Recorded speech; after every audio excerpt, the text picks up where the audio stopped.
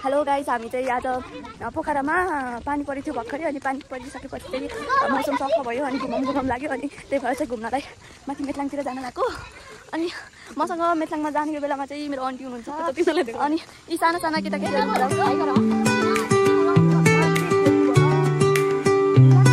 हाम्रो देशको कन्डिसन हेर्दा चाहिँ यस्तो जता पनि राइट अब केटाकेटी अनि हजुरको नाम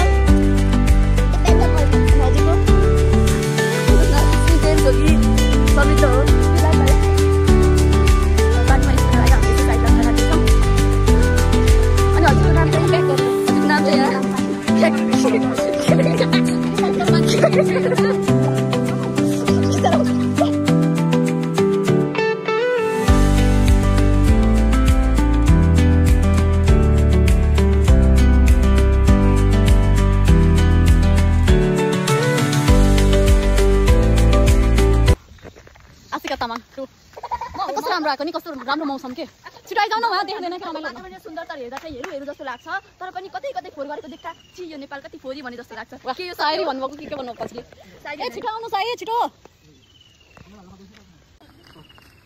दिपु छिटो हिँड्नु पर्यो दिपु हिँड्नै सक्दैन क्याटवाक दौडिँदै क्याटवाक छ चारजना क्याटवाक गरौँ न म त ल्यान्डस्केप भन्ने थाहा छैन ल्यान्डस्केप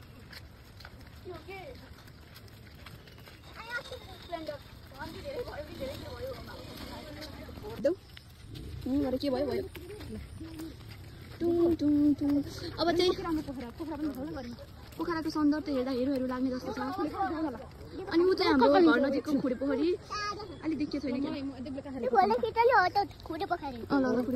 अनि यहाँ चाहिँ होटल जङ भन्ने पनि रहेको छ जङ्गल पार्क अलि मिस्टेक भयो बोल्नको लागि। हजुर भोलि कता जानु नि हो र? भोलि आफ्नै डेस्टिनेसन छँदैछ मेरो आफ्नो काम अनि नाम अनि परिवारलाई साँची राखेर हजुर चाहिँ भोलि काठमाडौँ आफ्नो अध्ययनलाई कन्टिन्यू गर्न जाँदै हुनुहुन्छ। तिमीले त त्यो ऊ भयो तिमीले चाहिँ कस्तो भयो भन्दाखेरि भ्लग बनाएको होइन कि त्यो कुनै प्रोग्रामहरुमा होस्ट गरे जस्तो भयो के। म चाहिँ अहिले भर्खरै सिक्दैछु त्यही भएर चाहिँ अलिकति समय लाग्छ तै पनि हाम्रो च्यानललाई लाइक शेयर सब्स्क्राइब गरिदिनु होला गाइसहरु। नबिर्सिकिन फेरि भ्लगरहरु धेरै छ उता बेबी भ्लगर देखेर baby vlogger Dipu baby vlogger high भन्दै हाइ भन्देऊ तक्नु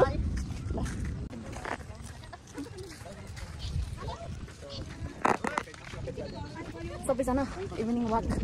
गएर आउने बाटो हो यो उहाँहरू पनि इभिनिङ वाक गरेर फर्किनु रमाइलो छ यता ठाउँ भ्यू एकैछिन जङ्गल छ वा कस्तो राम्रो देखियो नि यता नाइस।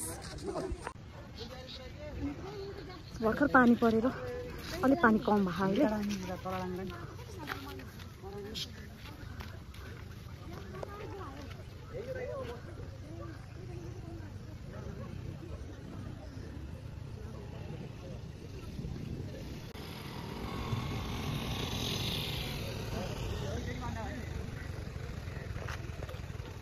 सबै मलाई छोडेर गानु हो त्यति सबै बाटो यताबाट त्यहाँबाट तलबाट हिँड्ने कि थोरै मात्र अहिले चाहिँ जाम कस्तो राम्रो। हेलो समृद्ध बोल्नुहोस् न किन लजाउनुहुन्छ तक्लु गमेर तक्लु तक्लु कस्तो राम्रो हेयर स्टाइल कपी गर्न सक्नुहुन्छ। हजुरको भोलि बर्थडे हो कस्तो लागिरहेको बर्थडे दिपु यता आउनुहोस् न दिपु तिम्रो बर्थडे भोलि हो 7 गते ल 7 गते उठो गमेर ह्यापी बर्थडे है खोला तर यता त हिलो छ त्यस्तो बाटो नै उतातिर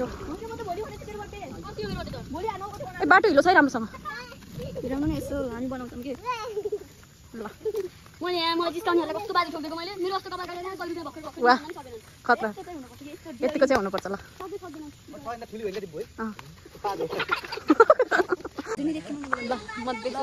बाघ मलाई चाहिँ के लाग्छ भने त्यो मोबाइल मलाई यो जङ्गलमा बाढी पनि आउँछ बाघ पनि आउँछ बाढी पनि आउँछ दुईटै आउँछ एउटा चाहिँ हजुर नै हुनु नि हो। वाह म त टाइगर म त शेर नि जङ्गलको यस्तो खतरा जङ्गल छ यता यस्तो जङ्गल पोखरामा हुनुहुन्छ भने घुम्नु होला है गाइजहरु मिथलाङ जाने बाटो हो यो चाहिँ हजुरको मेरो हिलो भयो यस्तो घर बस्दा लगाउनु चप्पल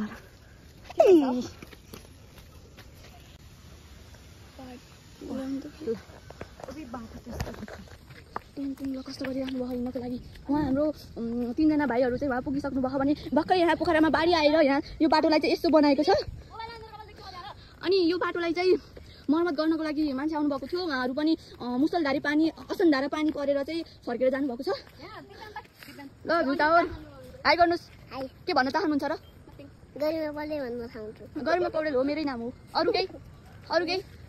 गम्भीर पौडेल यी भरे हजुरलाई केही गीत गाइदिउँ न समृद्ध दिएछु न ल गीत गाइदिनुहोस् ल मिठो गम्भीर पौडेल बाटो फेका फेर कता हो ए तग्लुजी आउनुस् त ल हलाउनु पानी केटाकेटीहरूको अनि बालापनको रमाइलो भनेको यही नै हो पानी पर्दैन यहाँ पनि हाम्रो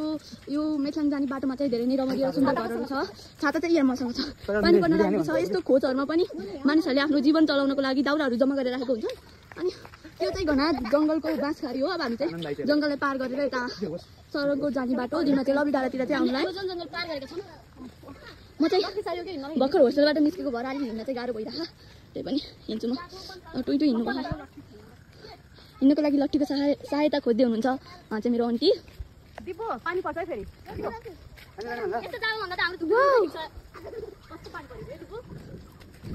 हिँड्नु मात्र एउटा रमाइलो होइन कि हिँड्दाखेरि गर्ने धेरै प्रकारहरू जस्तै कि अब यहाँ चाहिँ यो त्यो कफलको बुट्टा हो यहाँ चाहिँ